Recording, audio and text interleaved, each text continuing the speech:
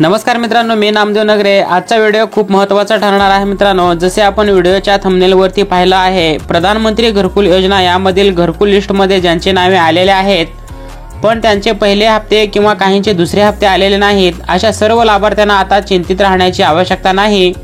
तर महाराष्ट्र शासनामार्फत महत्त्वाचे असे 3 शासन निर्णय आलेले आहेत, त्यामध्ये सविस्तर सांगण्यात आले आहेत।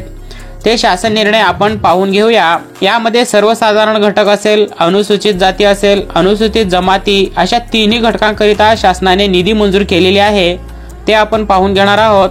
तत्पूर्वी चॅनलवरती पहिल्यांदा आला असाल तर चॅनलला सबस्क्राइब करायला विसरू नका, जेणेकरून अशाच महत्त्वाच्या व्हिडिओ मित्रांनो आपल्या या चॅनलवरती आपणास पाहायला भेटतील। तर महाराष्ट्र शासनामार्फत असे महत्त्वाचे 3 GR घेण्यात आलेले आहेत, त्यातील आपण सर्वसाधारण घटकाकरिता किती निधी मंजूर झालेले आहेत घरकुल लाभार्थ्यांसाठी ते आपण प्रथमतः पाहून घेऊया। तर या पहिल्या GR मध्ये पहा, प्रधानमंत्री आवास योजना ग्रामीण सर्वसाधारण घटकांतर्गत सन 2025 ते 2026 या आर्थिक वर्षामध्ये केंद्र शासनाच्या हिश्श्याचा पहिल्या हप्त्याचा पहिला भाग म्हणून प्रशासकीय निधीसह 1301 कोटी 64,10,000 व राज्य समरूप हिस्सा म्हणून 867 कोटी 76,0666 एवढा निधी मंजूर दिलेला आहे मित्रांनो।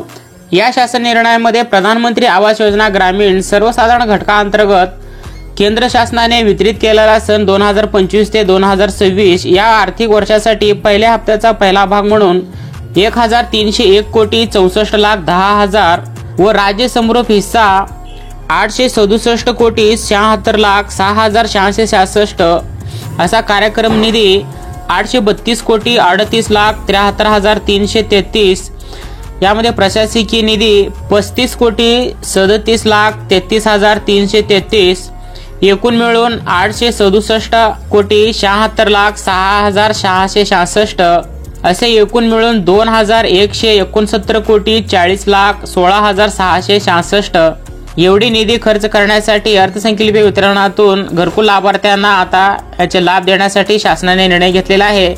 त्यानंतर आपण पाहूया दुसरे शासन निर्णय, अनुसूचित जमातीकरिता यांच्या घटकाकरिता किती आर्थिक अनुदान येथे मंजूर दिलेले आहे।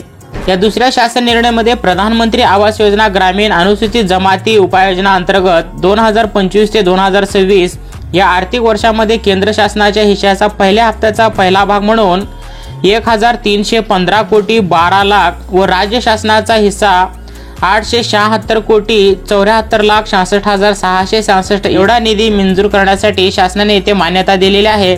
तर या शासन निर्णयामध्ये पहा, केंद्र शासन व राज्य शासन यांचा वाटा याच्यामध्ये किती आहे। प्रधानमंत्री आवास योजना ग्रामीण अनुसूचित जमाती उपाययोजना घटकांतर्गत सन 2025 ते 2026 या वर्षामध्ये केंद्र शासनाच्या हिश्श्याचा पहिल्या हप्त्याचा पहिला भाग म्हणून 1315 कोटी 12 लाख एवढा निधी, तसेच राज्य समरूप हिस्सा म्हणून 876 कोटी 74,66,666 असा एकूण निधी मिळून मित्रांनो 2,191 कोटी 86,66,666 इतका निधी खर्च करण्यासाठी अर्थसंकल्पीय तरतुदीमधून मंजूर करून ज्या अनुसूचित जमाती आहेत अशा लाभार्थ्यांना घरकुलचा आर्थिक अनुदान मिळणार आहे। ज्यांचे पहिले हप्ते आलेले नाहीत किंवा पहिले हप्ते आलेले आहेत, दुसरे हप्ते आलेले नाहीत, तर अशा काही पेंडिंग हप्ते आहेत, अशा सर्व लाभार्थ्यांना घरकुलचे आर्थिक अनुदान मिळणार आहे। नंतर तिसरे शासन निर्णय आहे, अनुसूचित जाती या घटकातील प्रवर्गासाठी म्हणजेच घरकुल लाभार्थ्यांसाठी किती आर्थिक अनुदान दिलेले आहे ते देखील आपण पाहूया।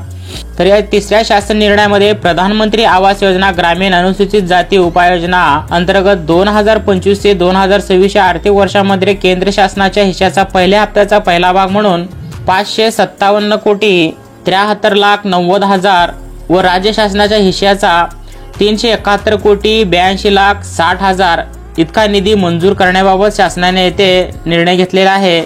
या शासन निर्णयामध्ये प्रधानमंत्री आवास योजना ग्रामीण अनुसूचित जातीकरिता 2025 ते 2026 या आर्थिक वर्षामध्ये केंद्र शासनाच्या हिश्श्याचा पहिल्या हप्त्याचा पहिला भाग म्हणून 557 कोटी 73,90,000 एवढा निधी हे केंद्र शासनाचं झालं। त्यानंतर आहे राज्य शासनाचे 371 कोटी 82,60,000 असे दोन्ही निधी मिळून 929 कोटी 56,50,000 इतका निधी खर्च करण्यास अर्थसंकल्पीय वितरण प्रणालीद्वारे वितरित करण्यास शासनाने मान्यता दिलेली आहे।